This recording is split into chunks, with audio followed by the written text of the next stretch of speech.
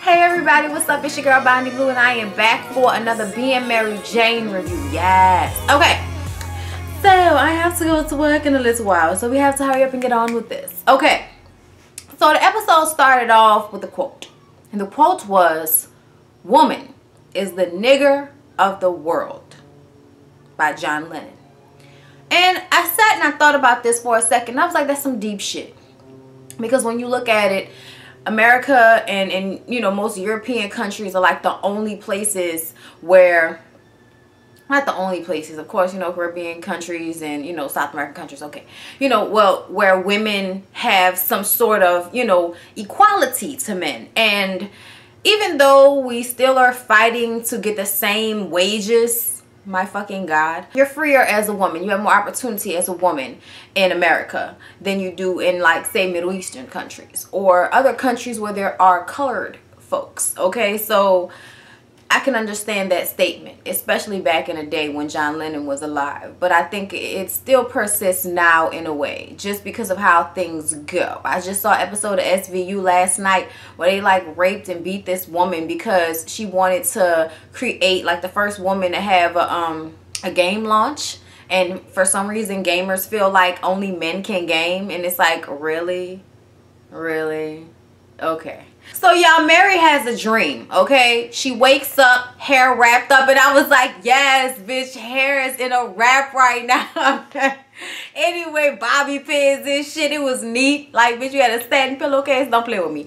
Anyway, so she wakes up to David in her kitchen cooking breakfast, and she's like, I thought I took my key back. And he was like, yeah, but you know, it's just breakfast. And it's like, okay, this is weird.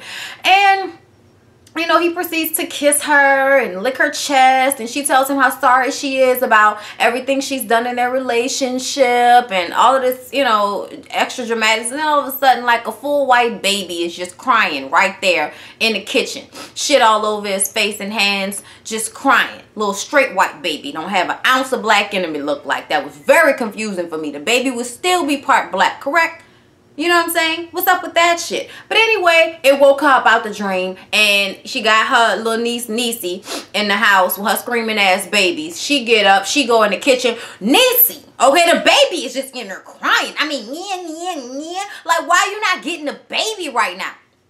Oh, I'm teaching her dependence. No, she's like, well, who's teaching you independence? And she's like, whatever, you know, like, she just looked at her and she was like, I'm cooking pancakes, banana pancakes. And then she sees her, like, mille crêpes or mille crêpes, whatever. It's a French Dutch oven, okay? And she burnt that bitch up. And I don't know what the hell she was cooking for breakfast in that big ass Dutch oven. But she was like, my Dutch oven. And she was like, I'm soaking it. It's gonna be all right. And it's like, girl, no, it's not.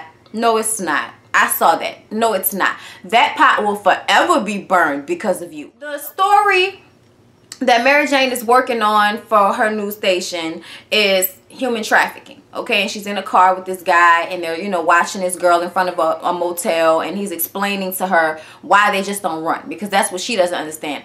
Why don't they just run? They're free at this moment. And because the girl's sitting outside and eating on, you know, on the floor, and, you know, she jumps every time somebody comes by. And it's like they don't run because it's not really as much a physical control as it is a mental control. That's why the men have to, in some type of way, have a relationship with the woman before they can turn her, because she has to trust him. And she also has to have some type of emotional attachment to him. Seeing as though she's out here on her own, she's a child, she needs somebody, okay? And it's so easy to mind fuck little young girls, you know what I mean? Because they think they know everything, you know, your parents are the worst thing ever, and sometimes they are, but sometimes they aren't. And you find yourself in a fucked up situation wishing that you had stayed your ass in your little comfy ass room and just did what your mom and your daddy told you to do. But then other times people is like, you know, if they was either gonna be getting raped at home or raped out here in these streets, so they might as well make some money for it, you know what I'm saying?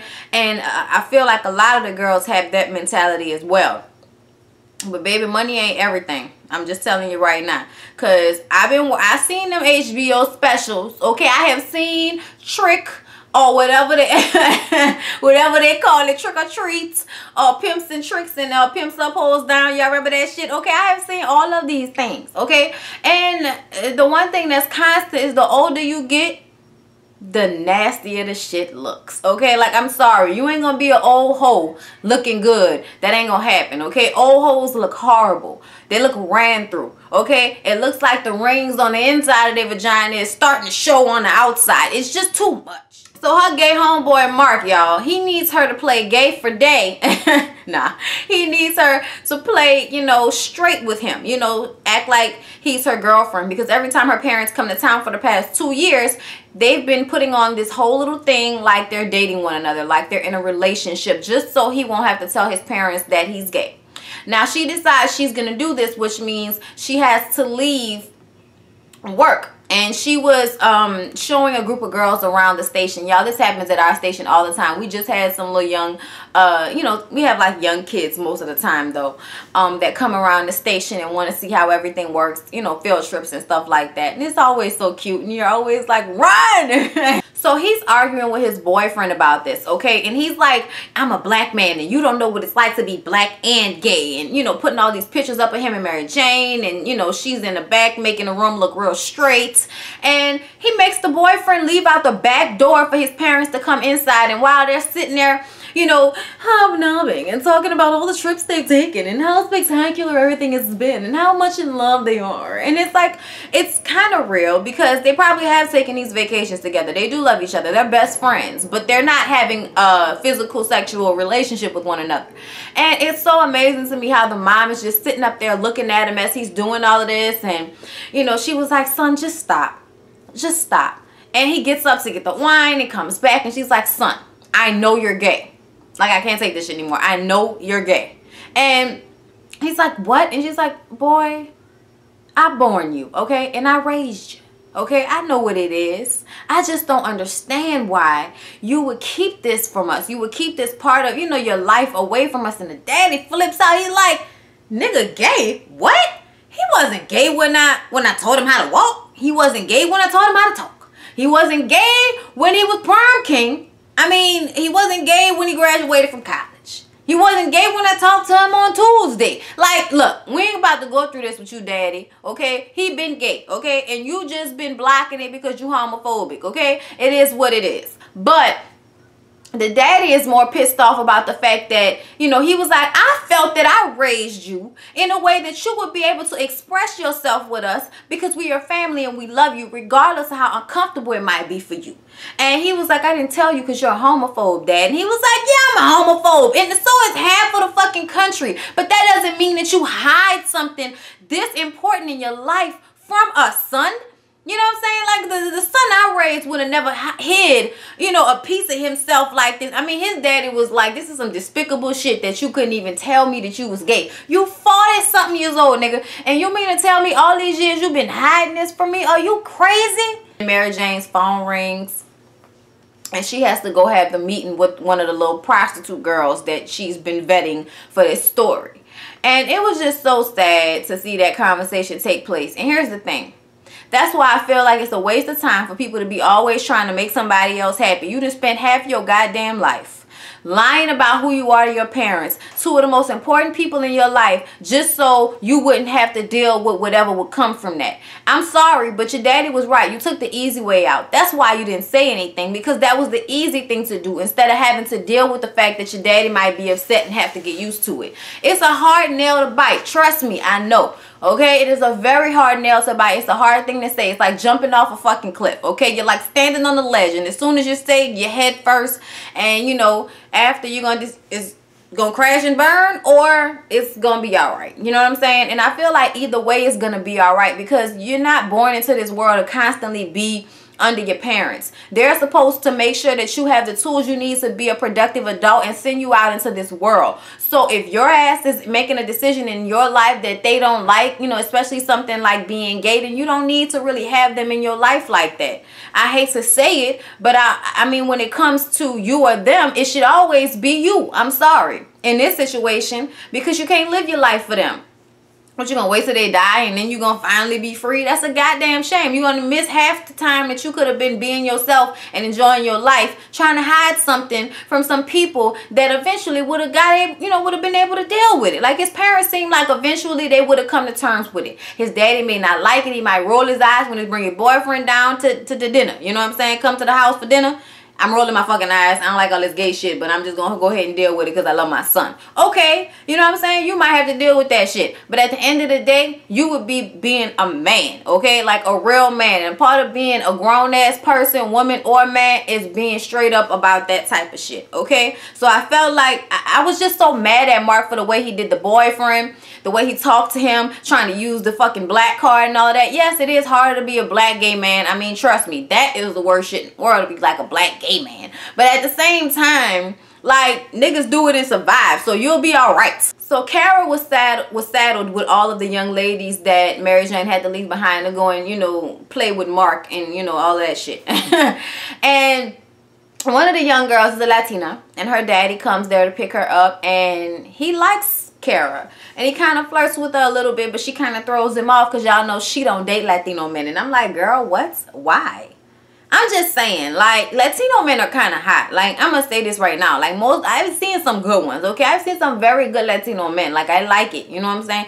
They go sit down and have drinks eventually. You know what I mean? Because at first she brushes him off, but then she's like, you know what? I'm kind of being a bitch. Yeah, I remember you, you know, because he was, like, really happy that there was a Latina in charge, a Latina boss. You know, he was really into that. And they sit down and they have like a drink together and they talk. He basically reads the piss out of her and says like how much she's always selling herself and, you know, just always trying to convince somebody or something, and how she wants to eventually work for network television and, you know, get an Emmy for the nightly news on network. And I'm like, girl, it's not all it's cracked up to be. She also tells him how her relationship with her husband ended, not only because of her wanting, you know, so bad to have a career, but also because he cheated with the nanny. No, with the real estate agent. And at first the guy was like, oh my God, what is your husband's name? Because for a second, I guess he must have thought that his real estate ex-wife might have slept with her husband, and I would have been like, oh my God, that's not cool at all. Oh my God, that's so wrong. But that wasn't what it was, so it's okay. He asked her out on another date, and she's like, you know, I ain't sorry, I don't date Latinos. And it's like, what? Shut up. And she's like, no, I love my people. I love my people, but it just never works out. Like, I just dated like one of the interns. His name was Carlos. He was a Mexican. And he was like, well, bitch, you just dated the intern. Maybe that's why. A little young, don't you think? Hello? Like, they the grown ass man. Yo, he was so swagged out after that. He was just like, you know you want to go out with me, but it's easier for you to act like you don't want to go out with me. But that's all right, because you're going to go out with me. And he leave the card. And I was like, swagged out, okay? Swagged the fuck out. I didn't even know it was going to be like that, but it was. Okay, Carol, you need to go ahead and pick up that call, because you ain't got nobody. And girl, you can say whatever you want to, but that Emmy will not keep you warm at night, bitch, okay? So Mary goes to do the interview with the little girl, Penny, Poppy, whatever the fuck her name is, Holly. You know, it's just some generic ass, you know, real white young girl name, okay? And the girl talks, you know, just straight off the bat, straight out the gate, talking about how she's not worth more than $5, not more than a box of condoms. And I'm like, hey, life's like a box of chocolates. You never know what you're going to get. Like, that's how I felt. But, you know, she was talking about how much the men stink and how she has to put, like, you know, something minty on the top of her lip just to kill the smell, their greasy hair and the skid marks and the underwear and the grunting. And it's just a real nasty life. And she doesn't want to do it, but she got to make that money. And I'm like, bitch, if you're not worth more than a fucking box of condoms, you ain't really making enough money. I'm sorry. You are not if you have to eat McDonald's every day just so you can only pay $2 for some food, bitch, you are not making enough money for you to be fucking for money. I'm going to tell you that right now.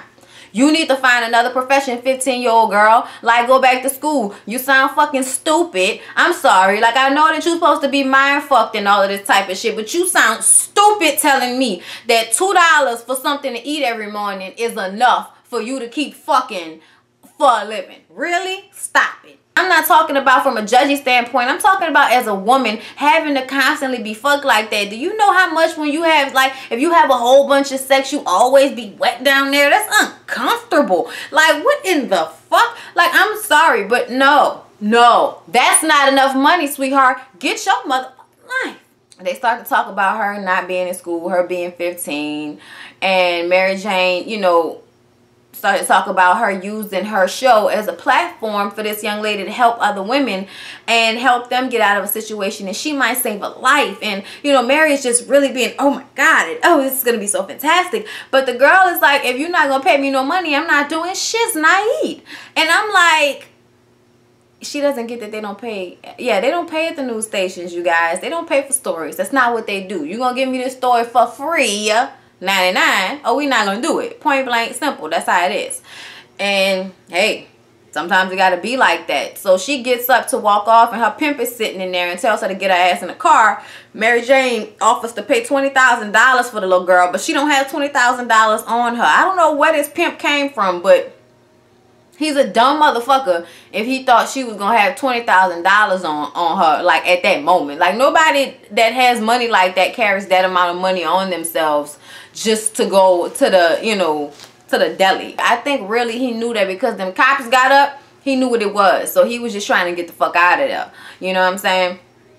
So he looked at her crazy and walked out, and so so now she has to find another girl. So she goes back to the office, and Mark is there, and he's talking about how he and old boy broke up because, you know, he basically told him that they don't have a relationship. He has a relationship with Mary Jane, and he need to figure that shit out.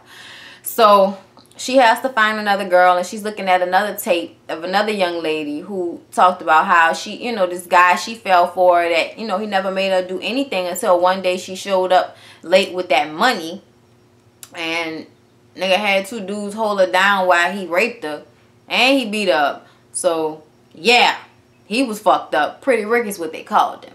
Mary gets on the phone with her niece and calls her and tells her that everything will be okay. I guess looking at all of these other girls' lives and how fucked up it can be, she just wants to be grateful that she can be in her niece's life to help her, so her life doesn't turn out like those other girls, because it really could have turned out like that, especially with the grandmother being all mean and kicking her out and shit. But I still feel like the grandmother have her right to feel like that. That's her fucking house. Like, people that have their own house, I'm sorry, but that's the only place in the world where they can totally be the fucking boss, and I feel like they should have that right. And if they want to tell your ass something in their house, guess what you do? You get out their damn house. And if you can't do that, I guess you should just shut the fuck up and take it, huh?